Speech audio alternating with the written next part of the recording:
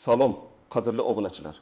Bugun men siz bilan shunday muhim mavzu haqida gaplashmoqchimanki, bu har bir nafaqaxo'rning ularning oila a'zolarining va umuman olganda jamiyatimizning katta qismining hayotiga bevosita ta'sir qiladi. Sarlavhada ko'rib turganingizdek, 20 oydan boshlab nafaqaxo'rlar hayoti avvalgidek bo'lmaydi. Ko'pchilik qo'rqqan narsa ro'y berdi deyishimiz mumkin. Bu ma'lumot shu qadar muhimki, har bir so'zni diqqat bilan tinglashingizni iltimos qilaman. Kanalimizga obuna bo'lishni unutmang.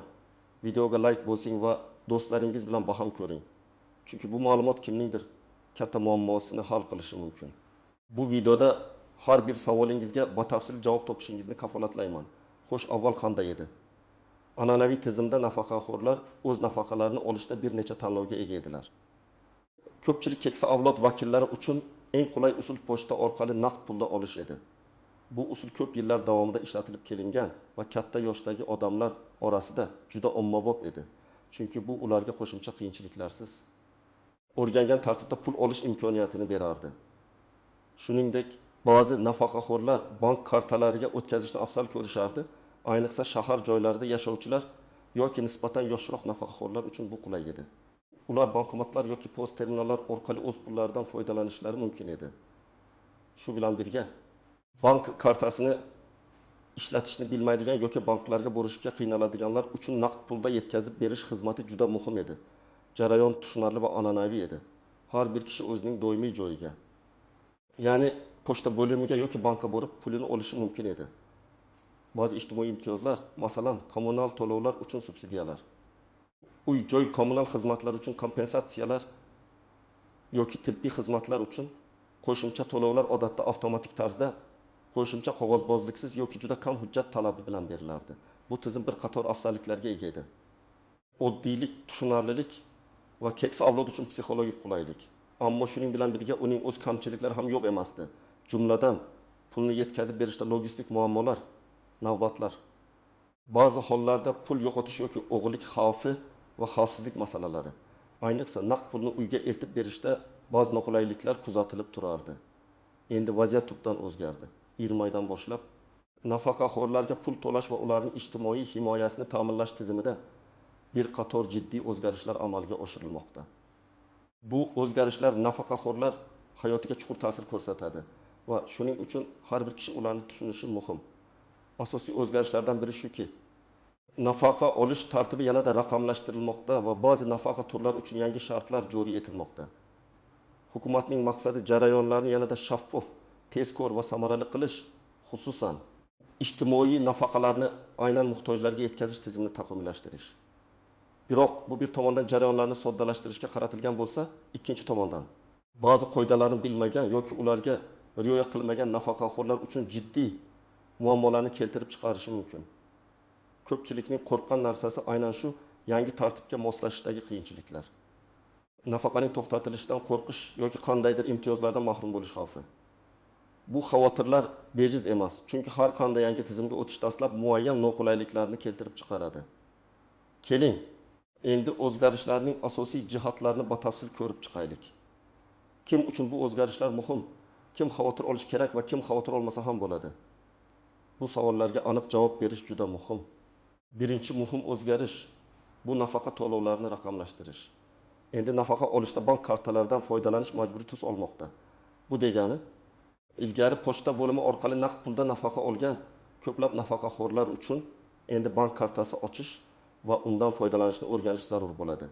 Bu o'zgarish avvalo nafaqa mablag'larining xavfsizligini oshirish, korrupsiyaning oldini olish va to'lov jarayonlarini tezlashtirishga qaratilgan. Misol uchun Andijon viloyatining Oltinko'l tumanida yashovchi 75 yoshli Mariya opani olaylik.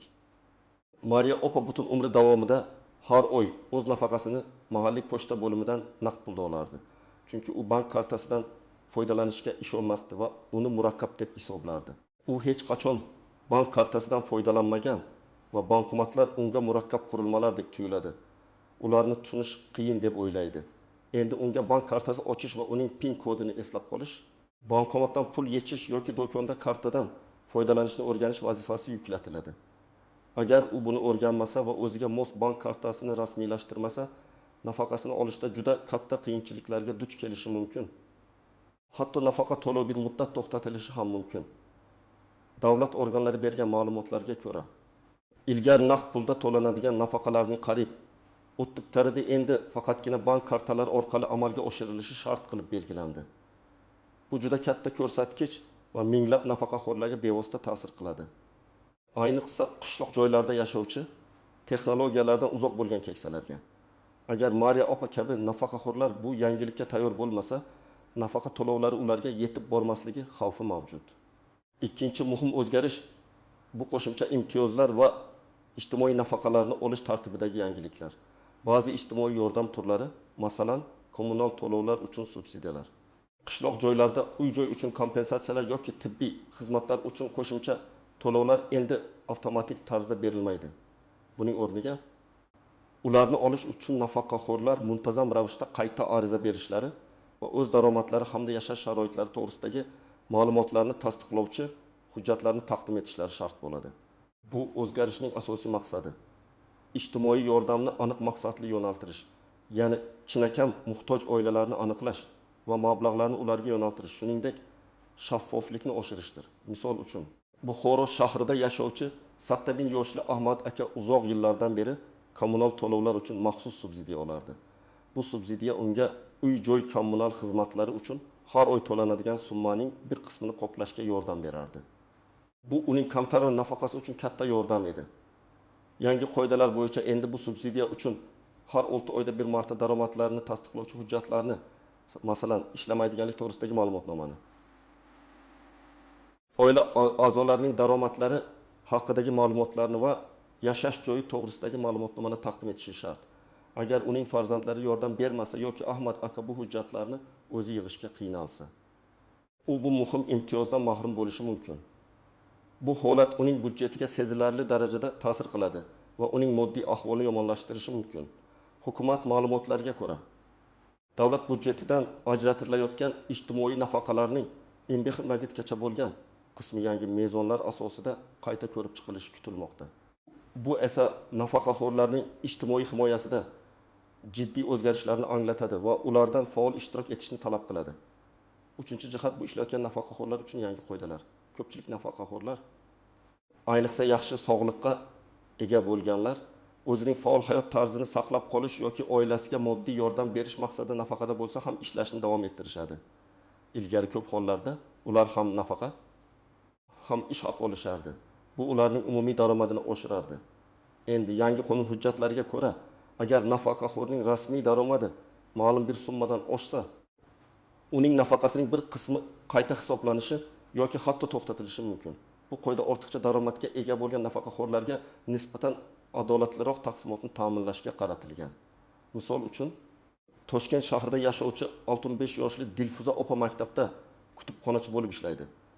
U nafaqada bo'lsa ham bolalari kitob o'qishga yordam berishni yaxshi ko'radi va o'ziga xos daromadga ega. Ilgari u ham nafaqa, ham to'liq ish haqi olardi. Yangi qoidalar bo'yicha agar uning ish haqi yoki boshqa rasmiy daromadi respublika bo'yicha belgilangan minimal ish haqining 2 barobaridan, aytaylik 2 million so'mdan oshsa, uning nafaqasining 20gacha bo'lgan qismi qayta ko'rib chiqilishi yoki kamaytirilishi mumkin.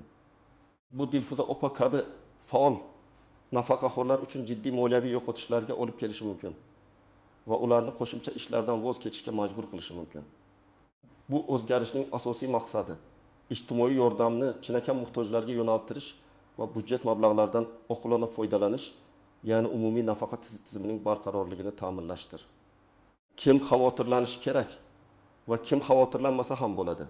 Xavotirlanish kerak bo'lganlar, bank kartasi bo'lmaganlar yoki undan foydalanishni bilmaydiganlar, ayniqsa keksa yoshdagi texnologiyalardan yiroq bo'lgan nafaqaxo'rlar. Qo'shimcha ijtimoiy imtiyozlar, subsidiyalar, kompensatsiyalar oladigan, ammo yangi hujjat talablari yoki qayta ariza berish tartibidan bexabar bo'lganlar. Ular o'z imtiyozlarini yo'qotib qo'yish xavfi ostida. 3. Nafaqada bo'lib ishlaydigan va daromadi yuqori bo'lgan nafaqaxo'rlar. Ularning nafaqa miqdori kamayishi yoki to'xtatilishi mumkin. Shaxsiy ma'lumotlarning telefon raqami, yashash manzili, nafaqaning jamg'armasi yoki ijtimoiy himoya bo'limida yangilamaganlar. Ular muhim xabarlarni o'tkazib yuborishi mumkin. Kim xavotirlanmasa ham bo'ladi. 1. Allaqachon bank kartasidan faol foydalanadigan va nafaqasini kartaga oladigan nafaqaxo'rlar. Ular uchun faqatgina qo'shimcha imtiyozlar bo'yicha o'zgarishlarni tekshirish muhim bo'ladi. Nafaqa olish jarayonida katta o'zgarishlar bo'lmaydi. 2. Hech qanday qo'shimcha ijtimoiy imtiyozlardan foydalanmaydigan, faqat asosiy nafaqasini oladigan va ishlamaydigan nafaqaxo'rlar. Ularning nafaqa miqdorida yoki olish tartibida asosiy o'zgarishlar kutilmaydi. Faqat pulni bank kartasiga olish majburiyati ularga ham tegishli. Uch texnologiyalardan bemalol foydalana oladigan internet orqali ma'lumotlarni tekshirib, hujjatlarni elektron tarzda topshirishga qodir nafaqaxo'rlar yoki ularning yaqinlari. Ular yangi tizimga tez va oson moslasha oladilar. Endi esa o'zgarishlarning ba'zi istisno holatlari, yashirin jihatlari va noaniq nuanslari haqida gaplashaylik. Ko'pincha qonunlarning umumiy qoidalari mavjud bo'lsa-da, har bir holatga qo'llaniladigan maxsus qoidalar va shartlar ham bo'ladi. Ularni bilish sizga yordam beradi. Istisnolar. Alohida toifadagi nafaqaxo'rlar, masalan, I guruh nogironligi bo'lgan nafaqaxo'rlar, urush faxriylari, yolg'iz keksa yoshdagilar ayniqsa.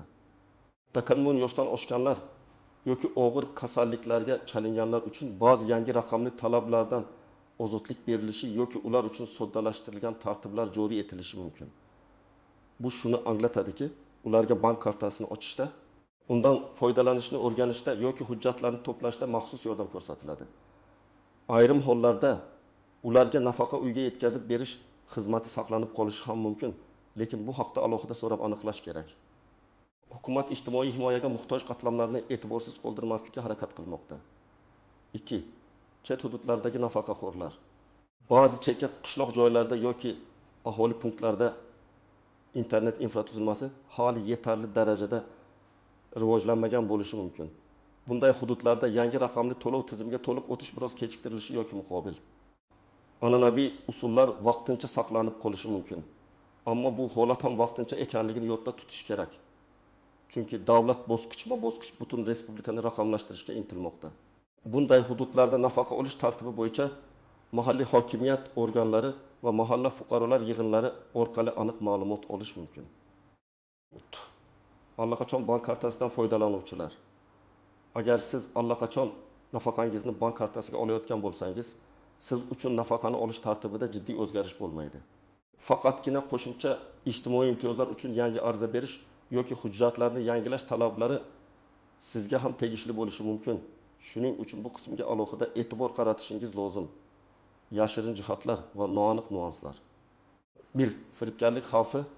Har qanday yangi tizim joriy etilganda firibgarlar faollashadi. Nafaqaxo'rlar orasida eng katta xavf bu firibgarlar tomonidan uyushtiriladigan soxta qo'ng'iroqlar, SMS xabarlar yoki elektron pochta xabarlari. Ular o'zlarini bank xodimi, ijtimoiy himoya bo'limi xodimi yoki hatto pensiya fondi mutaxassisi sifatida tanishtirib, sizdan bank kartangizning PIN kodi, CVV kodi, kartaning orqa tomonidagi 3 xonali kod, maxfiy kodlari yoki to'liq raqamlarni so'rashi mumkin. Hech qachon bu ma'lumotlarni hech kimga aytmang. Rasmiy idoralar sizdan bunday ma'lumotlarni hech qachon so'ramaydi. Shubhali qo'ng'iroq yoki xabar bo'lsa, darhol aloqani uzing va rasmiy telefon raqamlari orqali tegishli tashkilotlarga murojaat qiling. Banklarning yoki ijtimoiy himoya bo'limining kal markaz raqamlari har doim veb-saytlarda va rasmiy binolarda ko'rsatilgan bo'ladi. 2. Ma'lumotlarning yangilanmaganligi. Ko'plab nafaqaxo'rlar o'zlarining shaxsiy ma'lumotlarini, masalan, telefon raqamini, yashash manzilini yoki oilaviy ahvolini pension jamg'armasi yoki ijtimoiy himoya bo'limiga xabar bermaydilar. Natijada muhim xabarlar, yangiliklar yoki bildirishnomalar ularga yetib bormasligi mumkin. Bu esa o'z navbatida muammolarga olib kelishi mumkin. Masalan, imtiyozlarni olishda kechikishlar yoki to'xtashlar. Doim ma'lumotlaringizni dolzarb holda saqlang. 3. Muddati o'tkazib yuborish. Qo'shimcha imtiyozlarni qayta rasmiylashtirish yoki yangi mezonlar bo'yicha ariza berish uchun aniq muddatlar belgilanishi mumkin. Agar siz bu muddatlarga rioya qilmasangiz, nafaqangizning bir qismini yoki imtiyozlaringizni vaqtincha yo'qotishingiz mumkin. Shuning uchun har doim tegishli muddatlarni kuzatib boring va iloji boricha muddat tugashidan oldin harakat qiling. Bu sizni ortiqcha bosh og'riqlardan xalos qiladi. 4. Yangi raqamli interfeyslarga moslashish. Ba'zi banklar o'z mijozlari uchun mobil ilovalar yoki onlayn bank xizmatlarini taklif qiladi. keksa yoshdagi nafaqaxo'rlar uchun bu ilovalardan foydalanish qiyin bo'lishi mumkin. Chunki ular yangi texnologiyalarga o'rganmagan.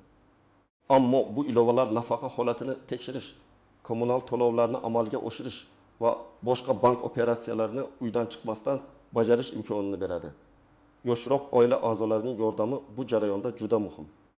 Ular o'z qarindoshlariga ilovalarni o'rnatishda va ulardan foydalanishda yordam berishlari kerak. Asosiy maqsad shaffoflik va samaradorlik. Bu o'zgarishlarning ortida hukumatning yashirin maqsadi yo'q. Asosiy maqsad pensiya tizimini yanada shaffof, adolatli va samarali qilish. Ijtimoiy yordamni chinaqam muhtojlarga yo'naltirish.